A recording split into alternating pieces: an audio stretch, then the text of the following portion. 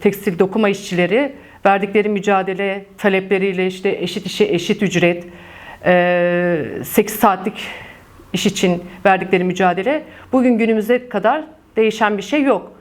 Bugün fabrikalarda olsun, tekstil fabrikalarında olsun hadi uzun çalışma saatleri devam ediliyor.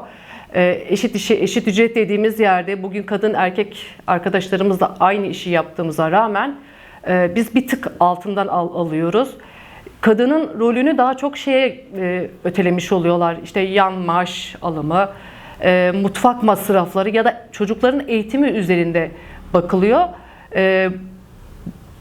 Yani tarihte verdikleri aslında dokuma işçilerin verdikleri mücadele bizlere ışık olan bir mücadele günü.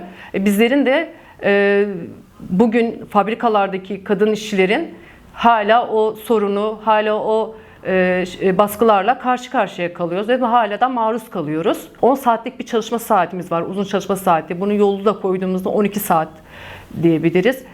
Kadınların daha çok hem fabrikada hem de kendi evlerindeki iş yükünüyle beraber, çocuğun bakımıyla beraber kadına çok bir alan da kalmamış oluyor. Çoğu kadınlar uzun çalışma saatlerine maruz kaldıkları için fabrikada mesai kalma zorunluluğundan dolayı kadın kendi hakkını savunamıyor. Bir yanında tabii ki dağınık ve örgüsüzlükten kaynaklanan bir durum. Kalamadığı için ertesi günü baskıyla ya da mobbingle ya da kadını yalnızlaştırarak kadını tek kendi haline bırakma durumuna getiriliyor. Bir yanında tuvalete gitme. Tuvaletlerin saatlik bir şekilde gidebiliyorsunuz ya da başka fabrikalarda kartlı sistemlerle girebiliyorsunuz. Ya da 15 dakikalık bir bütün gün 10 saat çalıştığınız bir fabrikada 15 dakika kullanma hakkınız var. Bunun fazlası olduğu zaman ekip lideri tarafından uyarı şekilde veriliyor da performansa dayalı performanssız düşüyor. Tabii bir performansa düşmenin söylediğim gibi de bugün çalıştığımız arkadaşlarımızla bir rekabet içerisinde oluyoruz. Onun rekabet içinde çalışıp daha çok performans sarf etmek çalışıyoruz ve akşama kadar postamız çıkılıyor. Kadınların hamilelik bir süreci var ama onu da çok da kullanılmıyor. Normalinde izni olan 4.30'da çıkması ya da 4 ya da 4.30'da çalışma saatlerine göre değişiyor. 7.30 saatte başlayan, 5.30'da paydos eden 4 ya da 4.30'da çıkması gereken yerde kadına izin verilmiyor.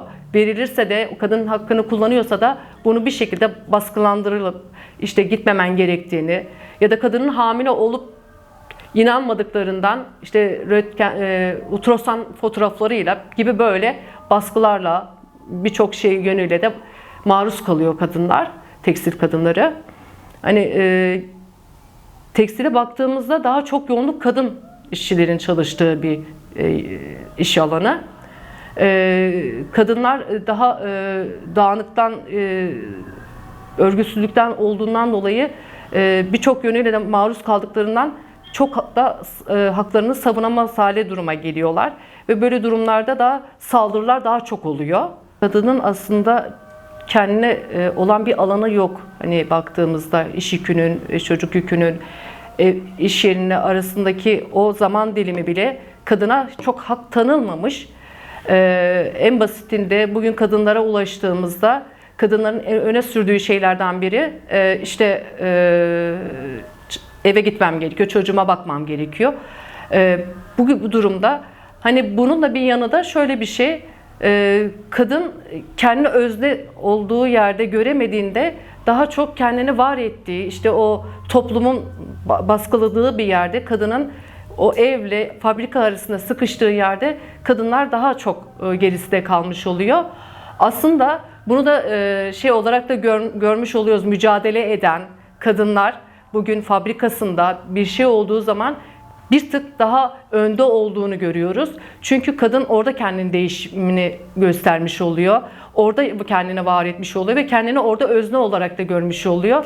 Kadını daha çok mücadele, kendi talepleriyle ve kendi mücadeleleriyle kendi fabrikalarında bir öne çıktığı zaman kendine bir çizgi çizmiş oluyor. O kanalizde de yürümüş oluyor. 8 Mart Dünya Emekçi Kadınlar Günü bizlere verilen bir miras. Dünden bugüne bu mirası bizlerin şu an hani tekstilde, yani tekstil dışında iş kolunda da birçok kadın birçok şeye maruz kalıyoruz. İşte baskıya, mobbinge. Bizlerse bunun için taleplerimizde koşullarımızın, çalışma koşullarımızın püskürtebilecek mücadelelerle 8 Mart'ta alanlarda, sokaklarda haykırarak taleplerimizi mücadele ederek kazanmamız gerektiğini düşünüyorum.